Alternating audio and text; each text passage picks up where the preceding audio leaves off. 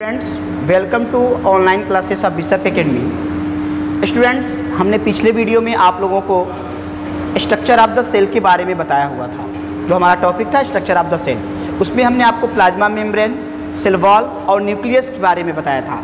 आज हम कुछ आगे से और एक्स्ट्रा जो सेल वॉल और जो होते हैं, जो सेल स्ट्रक्चर में जो पाए जाने वाले सेल ऑर्गेनेल्स होते हैं, उनके बारे में हम स्टडी करेंगे। तो स्टूडेंट, टुडे टॉपिक्स भी हमारा क्या है आज? Structure of cell. तो स्टार्ट साइटोप्लाज्म। हमने पिछले वीडियो में क्या क्या पढ़ चुके हैं? Plasma membrane, cell wall, nucleus. तो आज हम पढ़ेंगे क्या? तो दो हमने पढ़ लिया, प्लाज्मा मेम्ब्रेन और न्यूक्लियस। तो हम आज पढ़ेंगे साइटोप्लाज्म। साइटोप्लाज्म क्या होता है? तो देखिए साइटोप्लाज्म क्या होता है। साइटोप्लाज्म जो होता है वह प्लाज्मा मेम्ब्रेन और न्यूक्लियस के बीच में एक लिक्विड मटेरियल होता है, एक डेंस मटेरियल होता है, जेली लाइक मटेरियल होता है, जिसके अंदर बहुत सारे सेल ऑर्गेनेल्स प्रेजेंट होते हैं। यहाँ पे देख सकते हैं न्यूक्लियस है, और न्यूक्लियस और प्लाज्मा मेम्ब्रेन के बीच में एक liquid dense jelly like substance है, और इसमें ग्रीन कलर का डिनोटेड किया हुआ है सेल ऑर्गेनेल्स। ये सेल ऑर्गेनेल्स है। तो आज हम इसी सेल ऑर्गेनेल्स के बारे में ही पढ़ेंगे। तो स्टूडेंट्स, पहले देख लेते हैं कि साइटोप्लाज्म होता क्या है। Jelly like material formed by 80% of water, यानी कि इसके अंदर एक जेली लाइक मटेरियल्स होता है जो 80% वाटर से मिलके बना होता है। Present between the plasma membrane and the nucleus, जो प्लाज्मा मेम्ब्रेन और न्यूक्लियस के बीच में जेलिक लाइक सब्सटेंस प्रेजेंट होता है, उसे ही हम साइटोप्लाज्म कहते हैं। Contains A clear liquid protein called cytosol and various particles, यानी कि इसके अंदर एक क्लियर लिक्विड प्रोटीन मटेरियल्स होता है। इसके अंदर क्या होता है, यानी कि जो क्लियर न्यूक्लियस और प्लाज्मा मेम्ब्रेन के बीच में जो क्लियर लिक्विड होता है वो प्रोटीन का बना होता है, जिसे हम साइटोसोल कहते हैं। क्या कहते हैं? साइटोसोल। और इसी साइटोसोल में वेरियस पार्टिकल्स प्रेजेंट होते हैं, जिसे हम सेल ऑर्गेनेल्स भी कहते हैं।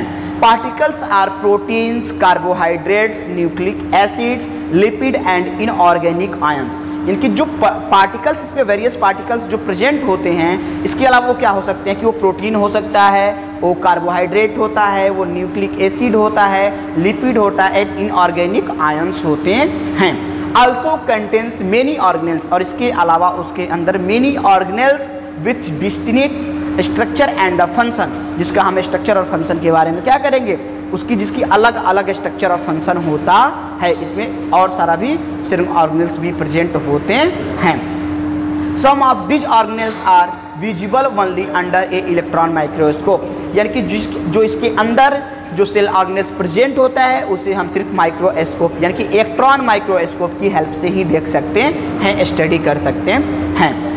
Granular and dense in animal cell and thin in plant cell, इनकी जो ग्रेनुलर होता है, ग्रेनुलर मतलब दानेदार होता है इसके अंदर, एंड डेंस, इसकी जो डेंस होती है, और जो ग्रेनुलर होता है in animal cell and thin, यानी थिन इन प्लांट सेल, यानी कि एनिमल और प्लांट सेल के अंदर क्या होती है? थिन होता है, बहुत सा पतला होता है। तो स्टूडेंट्स, पहला हमारा सेल ऑर्गेनेल्स है इंडोप्लाज्मिक रेटिकुलम, जिसे हम बोलते हैं ER। क्या होता है? ER।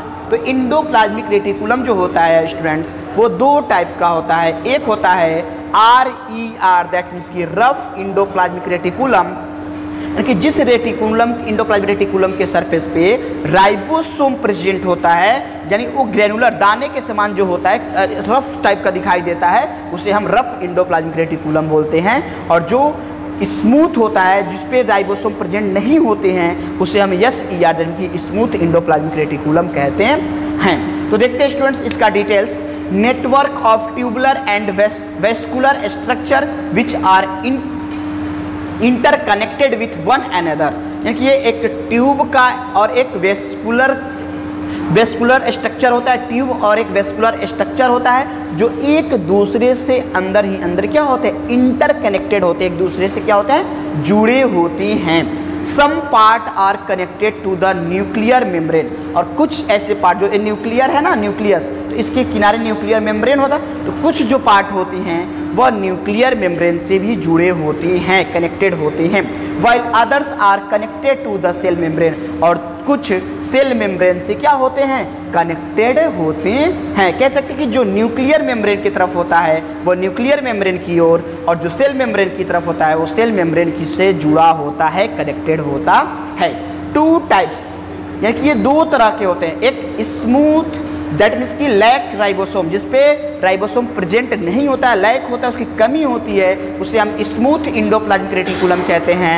एंड जो दूसरा होता है रफ, यानी रफ जैसी स्टडेड विथ राइबोसोम, यानी कि जिसपे राइबोसोम प्रेजेंट होता है वो रफ टाइप, खुरदुरा, रिजिड होता है, यानी कि ग्रेनुलर लाइक सब्सटेंस इस पे दिखाई देता है, इसे रफ इंडोप्लाज्मिक रेटिकुलम कहा जाता है। तो यहाँ पे फिगर में देख सकते हैं कि ये जो दाने दाने दिखाई दे रहे हैं वो क्या है, रफ इंडोप्लाज्मिक। देखिए यहाँ पे जूम करके दिखाया कि ये जो छोटे छोटे पॉइंटेड दिखाई दे रहा है ना, डिनोट जो किए गए हैं, तो वो राइबोसोम होते हैं, तो इसकी वजह से रफ होता है। यहाँ पे देखिए क्लीन दिखाई दे रहा है ट्यूब लाइक स्ट्रक्चर, इसे हम स्मूथ इंडोप्लाज्मिक रेटिकुलम कहते हैं। इसका फंक्शन क्या होता है, इसका बहुत अच्छा फंक्शन होता है हमारे बॉडी के अंदर, बहुत इंपॉर्टेंट फंक्शन होता है। पहला फंक्शन है give internal support to the cytoplasm. ये साइटोप्लाज्म, जो साइटोप्लाज्म होते हैं, एक दूसरे को इंटरनल सपोर्ट प्रोवाइड करने का काम करता है endoplasmic reticulum.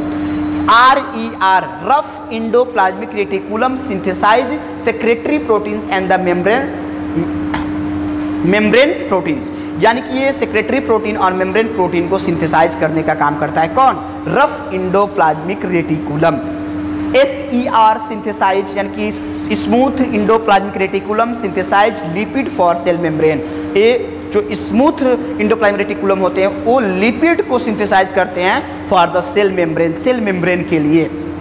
In liver cell, या कि जो हमारा लीवर होता है, इन लीवर सेल्स SER, यानी कि हमारे लीवर सेल के पास क्या होता है, स्मूथ इंडोप्लाज्मिक रेटिकुलम होता है, और उसका फंक्शन क्या होता है, स्मूथ इंडोप्लाज्मिक रेटिकुलम हमारे लीवर के पास होने से वो डिटॉक्सिफाइड ड्रग्स, देखिए डिटॉक्सिफाइड ड्रग्स कह सकते हैं कि जिसमें ड्रग्स जो होता है, जिसमें पॉइजनस टॉक्सिक मटेरियल्स होते हैं उसको ये एब्जॉर्ब कर लेता है। टॉक्सिक, जैसे कि अल्कोहल होता है, तो अल्कोहल जो शराब होता है, लोग ज़्यादा ड्रिंक करते हैं, तो उस ड्रिंक अल्कोहल के अंदर जो डिटॉक्सिफाइड मटेरियल्स होती है उसको कौन एब्जॉर्ब कर लेता है, वो SER, यानी कि जो लीवर होता है वो एब्जॉर्ब कर लेता है।